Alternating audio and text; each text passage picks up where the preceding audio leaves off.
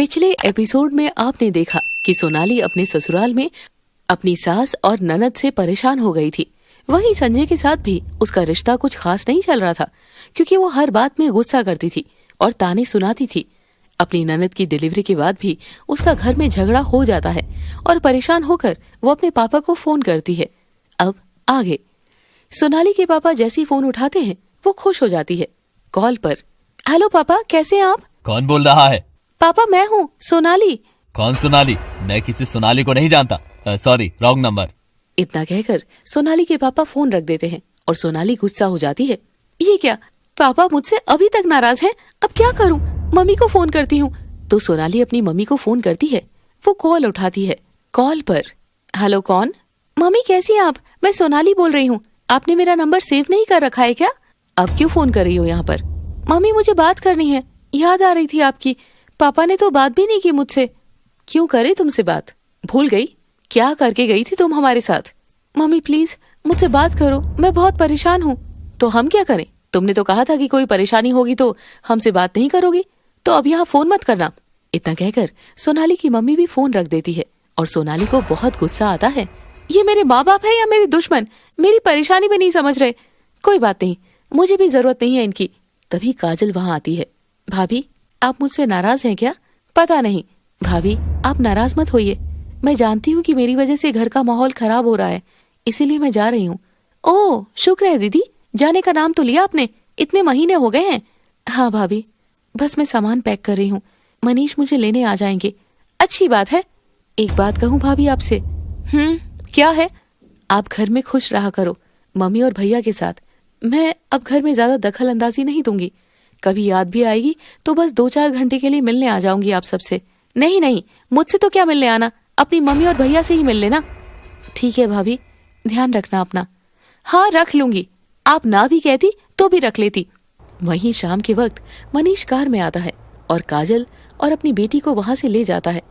शुक्र है गई दीदी, अब तो आपको मेरा ख्याल आएगा मम्मी जी। ऐसी बात नहीं है बेटा, डिलीवरी वाला टाइम था तो एक बार काम बढ़ जाता है। इसका मतलब ये नहीं कि मैं तुम्हें भूल गई हूँ। रहने दीजिए मम्मी जी, अपनी बेटी के चक्कर में बहू का तो ख्याल ही नहीं रहा आपको। सब देख लिया मैंने। तुम गलत समझ रही हो बेटा, तुम्हारी डिलीवरी होगी तभी पता लगेगा। हाँ हाँ ठीक है, अब आज तो खाना बना ही लेना आप, मैं किसी काम से बाहर जा रही हूँ। ठीक है बेटा। सोनाली बाजार चली जाती है। वहीं उसके पास उर्मिला की 3-4 बार कॉल आती है, लेकिन वो कॉल नहीं उठाती। पता नहीं मम्मी जी क्यों कॉल कर रही है, मैं नहीं उठा रही। सोनाली रात के 8 बजे तक घर आती है और देखती है कि किचन में कुछ भी खाना नहीं बना हुआ। मम्मी जी कहाँ हैं आप? वो उर्मिला के कमरे में जाती है और देखती है उर्मिला बेड पर सो रही थी। बेटा मेरी तबीयत ठीक नहीं है, तभी मैं तुम्हें फोन कर रही थी कि बाजार से कुछ खाने के लिए ले आना या जल्दी आकर बना लेना। बड़ा अच्छा बहाना है, आपकी बेटी थी तब तो आपसे सारा काम हो रहा था, आज मैंने कह दिया तो आपके ऊपर बोझ आ गया। नहीं बेटा, सच कह रही हूँ, देख तो मेरा शरीर कितना गर्म हो रहा है। रहने दीजिए, सब पता है मुझे क्या चलता है आपके दिमाग में। सोनाली अपनी सास पर चिल्ला रही थी। इतने में संजय भी घर आ जाता है और ये सब देखकर गुस्सा हो जाता है। सोनाली, ये तुम कैसे बात कर रही हो मम्मी से? देखो ना, आज दीदी घर से गई और मम्मी जी ने एक काम तक नहीं किया। मैं भी बाजार से अभी आई हूँ। मम्मी आपकी तबीयत ठीक नहीं लग रही, क्या हुआ आपको? बेटा मुझे बहुत बुखार है, उठा ही नहीं जा रहा। मैंने फोन भी किया था सोनाली को, लेकिन हाँ नहीं उठाया। नहीं करनी थी मुझे आपसे बात, और लगाओ शिकायतें। तभी संजय गुस्से में सोनाली पर हाथ उठाने वाला होता है, लेकिन वो रुक जाता है। संजय ये क्या कर रहा है, पागल हो गया क्या? गलती मत करना मुझ पर हाथ उठाने की, वरना अच्छा नहीं होगा। ये सब देखकर उर्मिला बेहद दुखी हो जाती है। मुझे बिल्कुल नहीं रहना अब मम्मी जी के साथ। अभी कभी मेरा सारा सामान ऊपर वाले पोर्शन में शिफ्ट करो। नहीं नहीं बेटा, ऐसा मत कर। ऊपर कहाँ अकेली रहेगी, हम 3 ही तो लोग हैं, उसमें भी बढ़ जाएंगे क्या? हाँ बिल्कुल, वहाँ मेरे मम्मी पापा मेरा साथ नहीं दे रहे, गरीबों के घर आ गई। अब मैं कहाँ जाऊँ? इसी घर में रहूंगी अलग। सोनाली तुम्हारा दिमाग खराब हो गया है, तुम हद से बाहर जा रही हो। मैं ऐसे ही करूंगी। मम्मी जी समझा लीजिए अपने बेटे को, वरना अच्छा नहीं होगा। ये कहकर सोनाली अपना सारा सामान अलग करने लगती है और ऊपर वाले पोर्शन में रहने चली जाती है। वहीं उर्मिला बार बार संजय को समझा रही थी। संजय बेटा, बहू को अभी कुछ समझ नहीं आएगा, वो गुस्से में है, वो जैसा कह रही है कर ले। मम्मी मैं क्यों अलग हूँ आपसे, उसे रहने दो अकेली। बेटा कहाँ अलग हो रहा है, एक ही घर में तो रह रहे हैं। शुक्र कर वो किसी और घर में जाने का नहीं कह रही। लेकिन मम्मी।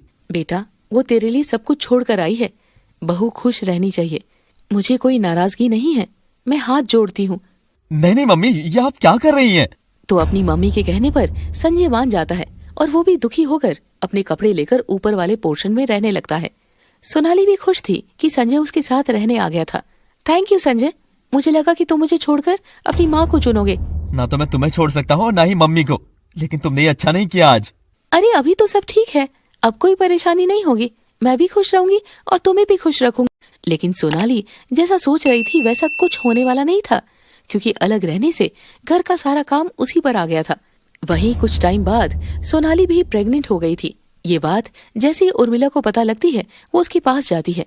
सोनाली बेटा, मैं बहुत खुश हूँ। संजय ने बताया तुम प्रेग्नेंट हो। हाँ मम्मी जी, ताज़ा खबर पहुँच जाती है आपके पास तो। बेटा, तुझे क्या पता दादी बनने की क्या खुशी होती है।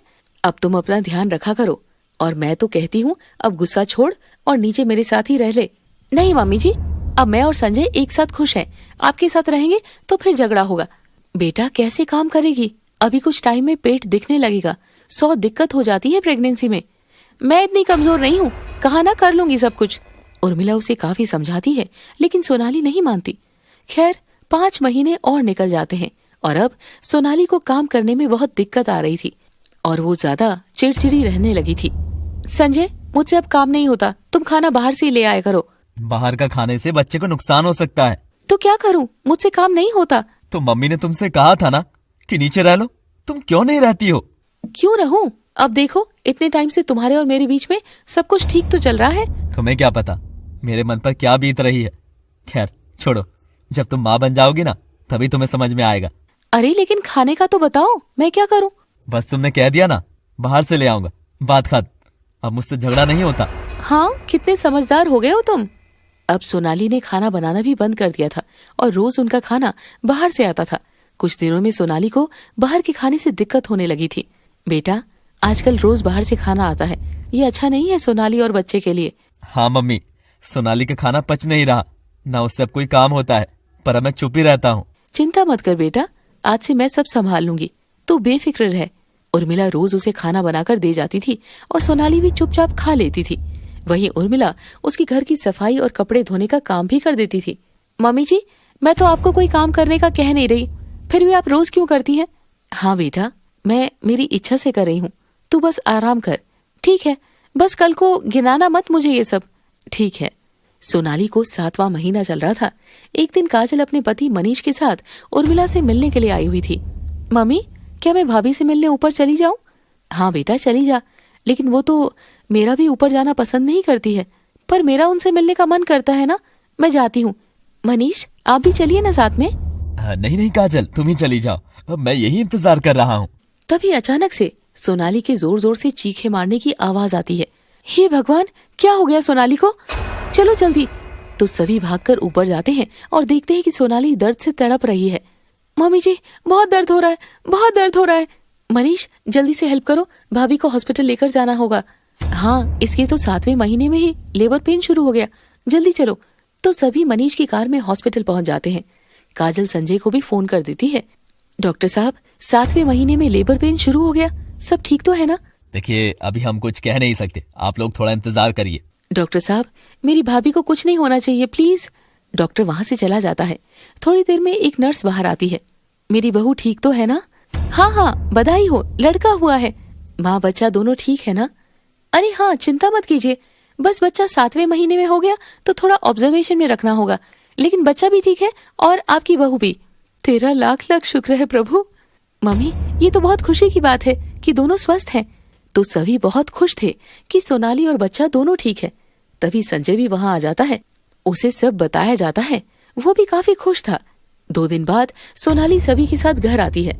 मैं ऊपर नहीं रहूंगी। क्या हुआ? तभी सोनाली रोने लग जाती है क्योंकि उसे अपने किए पर बहुत पछतावा हो रहा था। मम्मी जी, मुझे माफ कर दीजिए, मैं बहुत गलत थी। दीदी, आप भी मुझे माफ कर दीजिए।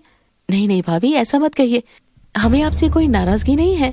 मैं कितना तड़प रही थी, आप सभी मुझे हॉस्पिटल लेकर गए और मम्मी जी ने मेरा इतना ध्यान रखा, लेकिन मैं अपने घमंड में ही रही। कोई बात नहीं बेटा, बच्चों से गलतियां हो जाती है। आपकी वजह से आज मैं और मेरा बच्चा जिंदा है। मैं आपके जितने गुण गाऊं उतने कम है। मैं हाथ जोड़ती हूँ, आप सब मुझे माफ कर दीजिए। अब से मैं सबके साथ मिलकर रहूंगी। बहुत अच्छी बात है सोनाली, तुम्हें समझ तो आई। हाँ संजय, मुझे बहुत अच्छे से समझ में आ गया है। इन्होंने तो मुझे और मेरे बच्चे को जिंदगी दी है। उस दिन मम्मी जी, दीदी, मनीष जी ना होते तो न जाने मेरा और मेरे बच्चे का क्या होता। अब सब कुछ ठीक हो गया था और सोनाली को भी सीख मिल गई थी। वो अपने ससुराल में बेहद खुश रहने लगी थी और इसी तरह प्यार से वक्त गुजरता जा रहा था। तो दोस्तों, कैसी लगी आपको हमारी ये स्टोरी? कमेंट बॉक्स में जरूर बताइएगा। Thanks for watching.